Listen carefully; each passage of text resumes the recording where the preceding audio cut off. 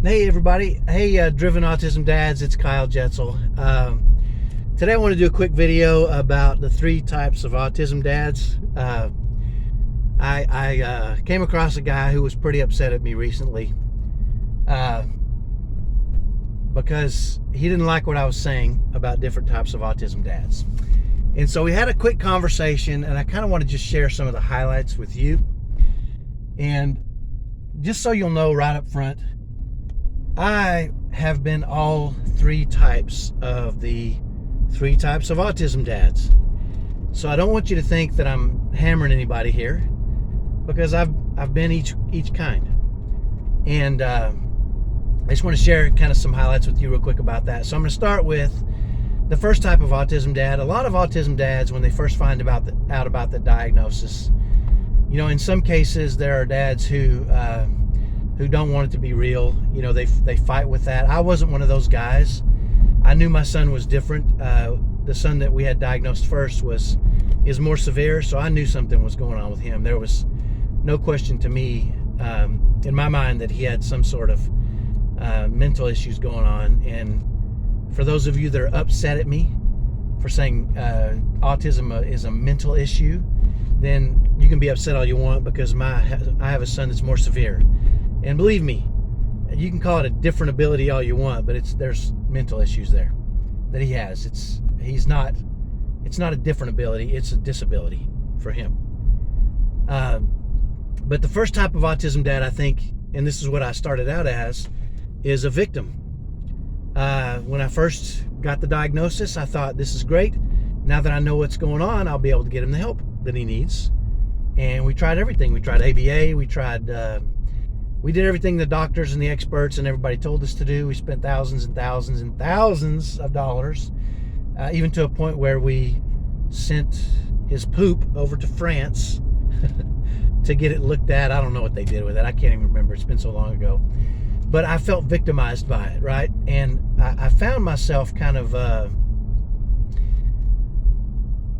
felt like, why me and why my son? And it's not fair. And I was going to fight for for everybody to treat him correctly.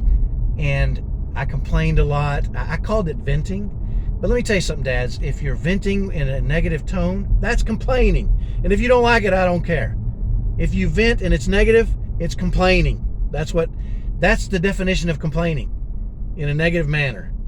So when you call it venting, but you're doing it in a negative manner, you can call it venting all you want.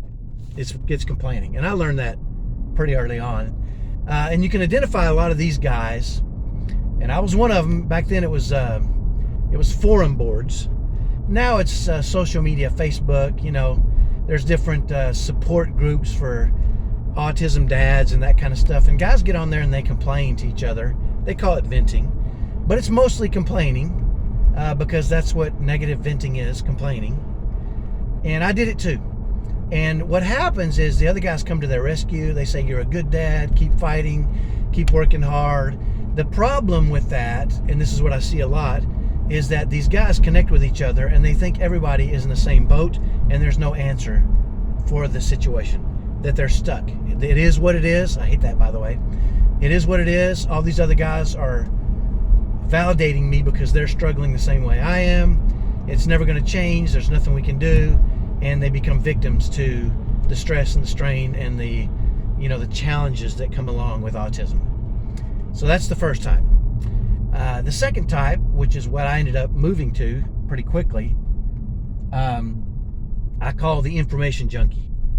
And that's why I think the guy today was so upset with me, because once I realized that this was a lifelong diagnosis, he was who he was, and we could help him, and we could help him excel to whatever level that would be, but it wasn't going away.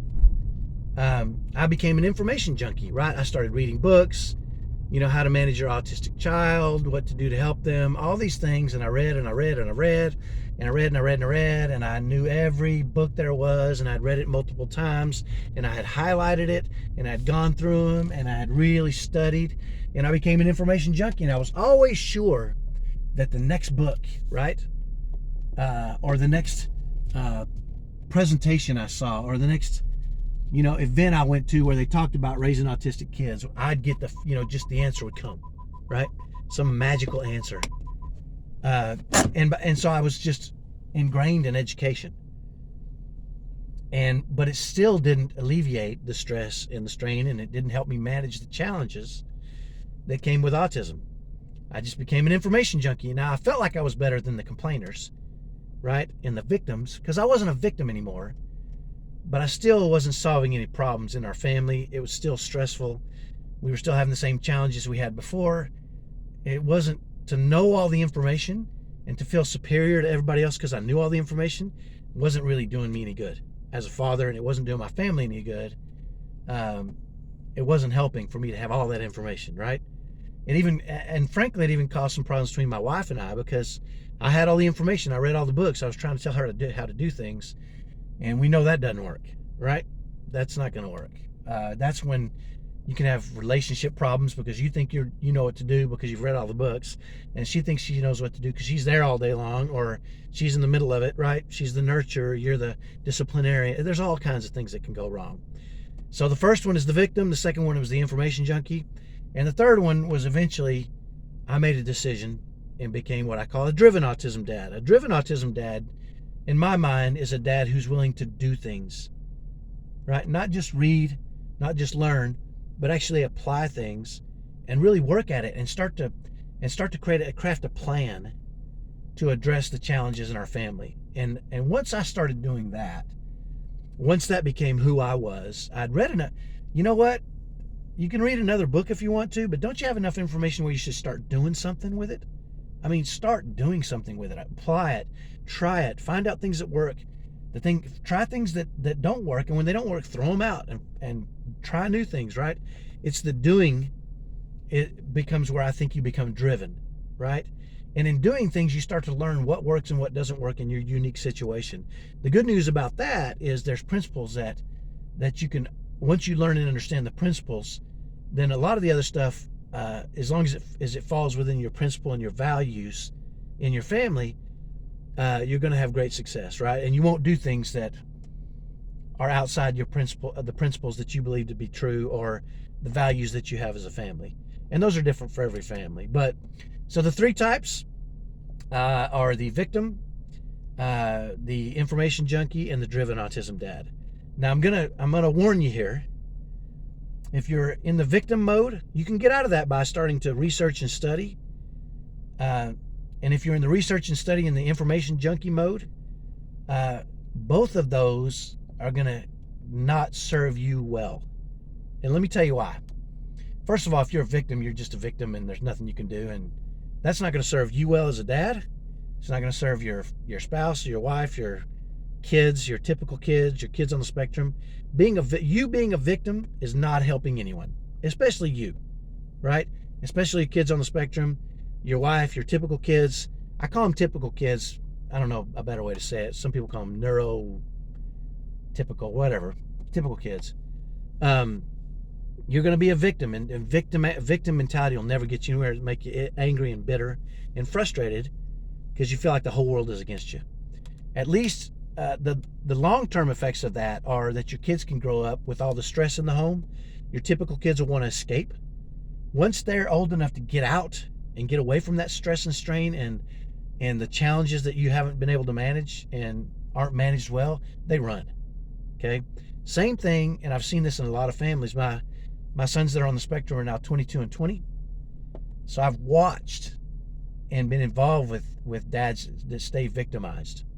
It destroys marriages. It's not good for your family at all. The second group, the information junkies, it destroys marriages too, right? Knowing the information is different than actually doing something. Because then you start to feel superior. This is where you can get in real trouble in marriages, right? You think you know better than your wife. She thinks she knows better than you. You're not together in your approach to what you're doing. The information junkie thinks they know it all, right? They have all the answers, they just don't apply them. They haven't done anything about it. And this creates the same kind of world, right? You think you know what to do, so you try to tell people what to do, and people don't like to be told what to do. They just don't. Your typical kids will leave when they get a chance because they don't want to be around you telling them what to do. Your wife will leave, and she don't want to be told what to do either.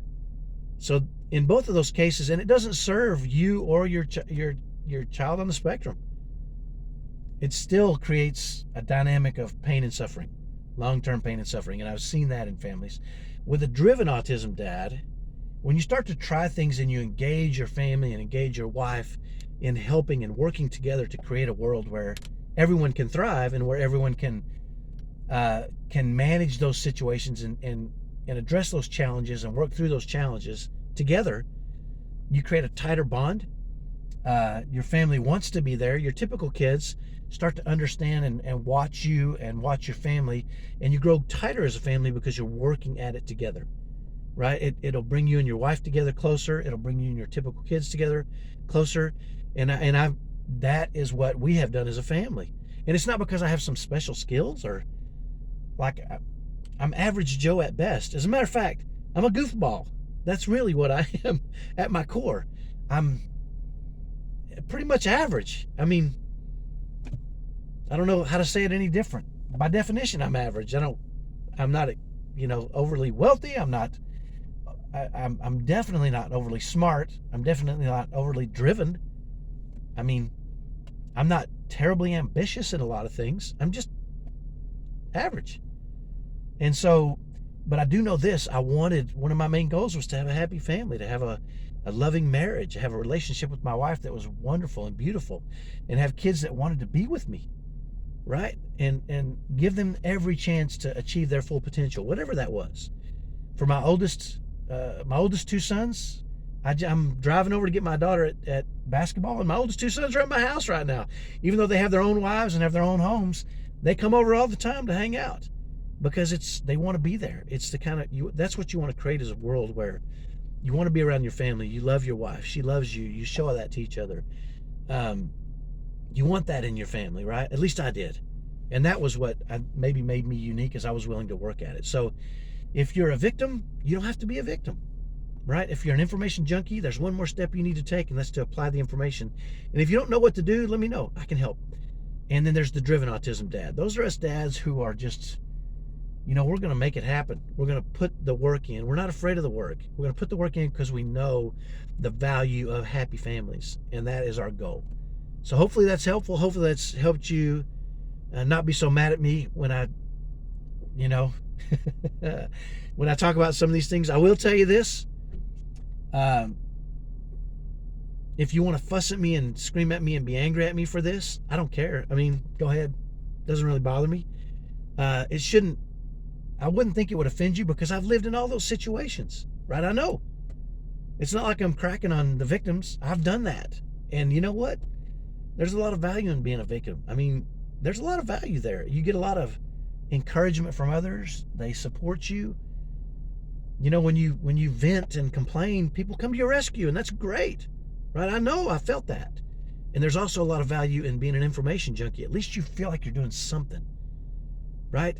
But there's one more step, and that's to become a driven autism dad. And that's a dad who puts the pedal to the metal, who, this is where the rubber meets the road. You start trying things, and you start working with your wife and your typical kids, and you start doing things and trying things and finding out what works and what doesn't work to help you lower stress and create a world where everybody's happy. And so, like I said, if you are interested and you want my help, I'd love to be helpful. Send me a message. I'm here. That's what I do. But if you also want to hate me for what I just said, just start hating. I don't care. I've got a great life. I've got a great family. I don't want you to hate me. I just want to be helpful. I really do. No matter where you're at, I want to be helpful. I want to be helpful because I know what it feels like to create a world where your kids can thrive, where you can have a wonderful relationship with your wife, where you can be happy, and they can be happy. And I know what that feels like, and that's what I want for you. And that's why I do these videos. So hopefully that's helpful. If you want to be like that guy today and hate me no matter what, then that's your prerogative. Go ahead. I got a lot of haters. It's okay. It doesn't bother me. But hopefully that's helpful, and hope you take that to heart. Let me know how I can be helpful. We'll talk to you next time. Bye-bye.